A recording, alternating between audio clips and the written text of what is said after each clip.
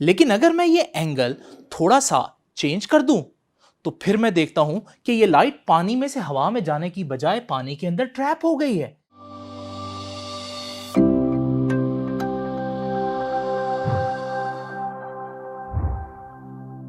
हम जानते हैं कि लाइट ट्रांसपेरेंट मीडियम्स में से पास कर जाती है, जैसे ये लाइट पानी में से पास करके हवा में दाखिल हो गई है।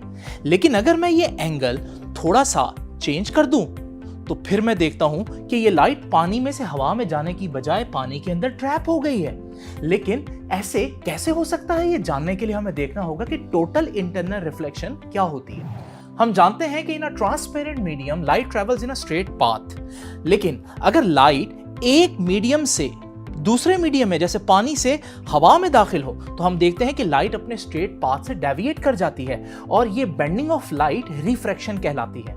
ये है वो पॉइंट जिस पर लाइट की रे एक मीडियम से दूसरे मीडियम यानी पानी से हवा में दाखिल हो रही है। इसे पॉइंट ऑफ इंसिडेंस कहते हैं। एक ऐसी लाइन इमेजिन करें जो इन दोनों मीडियम्स की सरफेसेस पर परपेंडिकुलर हो, इसे हम नॉर्मल कहते हैं। डेंसर मीडियम यानी पानी में मौजूद लाइट की ये बीम इंसिडेंट रे कहलाती है और नॉर्मल से इस रे का एंगल ऑफ इंसिडेंस कहलाता है। जबकि रेयर मीडियम यानी हवा में दाखिल होने के बाद ये रे रिफ्रैक्टेड रे कहलाती है और नॉर्मल से इसका एंगल ऑफ रिफ्रैक्शन कहलाता है। ये बात तो वाज़ेह है कि जब लाइट डेंसर से रेयर मीडियम यानी पानी से हवा में दाखिल होती है तो वो नॉर्मल से अवे बेंड हो रही है, जिसकी वजह से angle of refraction angle of incidence से ज्यादा होता है। जरा सोचें, अगर मैं एंगल ऑफ इंसिडेंस बढ़ा दूं तो क्या होगा? ऐसा करने पर एंगल ऑफ रिफ्रैक्शन भी बढ़ जाएगा।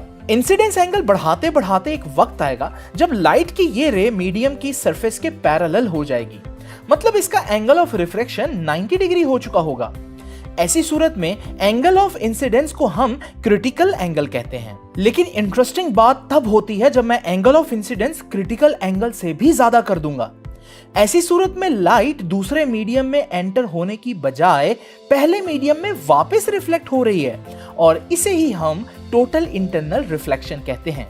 टोटल इंटरनल रिफ्लेक्शन की खास बात यह है कि लाइट बीम ट्रांसपेरेंट मीडियम के अंदर ट्रैप हो जाती है।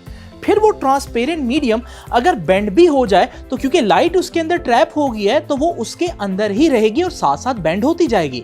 लेकिन ये जरूरी नहीं कि ट्रांसपेरेंट मीडियम सिर्फ पानी ही हो, बल्कि इस डेकोरेशन पीस में ये प्लास्टिक के थ्रेड्स हैं जिनके अंदर टोटल इंटरनल रिफ्लेक्शन के जरिए लाइट को एक एंड से दूसरे एंड तक पहुंचाया जा रहा है, जिसकी वजह से आप देख सकते हैं कि बड़ा ही खूबसूरत इफेक्ट भी क्रिएट हो रहा है। ऑप्टिकल फाइबर भी टोटल इंटरनल रिफ्लेक्शन के प्रिंसिपल पर काम करती है। जब हमें लाइट को हजारों किलोमीटर दूर भेजना हो या इनएक्सेसिबल प्लेसेस तक पहुंचाना हो तो हम ऑप्टिकल फाइबर के एक एंड से लाइट को एंटर करते हैं और बहुत कम लॉसेस के साथ ये लाइट दूसरे एंड पर पहुंच जाती है और यूं हम लाइट को उन जगहों तक पहुंचाने में कामयाब हो जाते हैं जहां आम हालत में लाइट नहीं पहुंच सकती, इवन हमारी बॉडी के अंदर भी। और यही हम करते हैं एंडोस्कोपी में, जिसमें हम इंटरनल ऑर्गन्स में हुआ डैमेज ऑप्टिकल फाइबर से लोकेट करते हैं।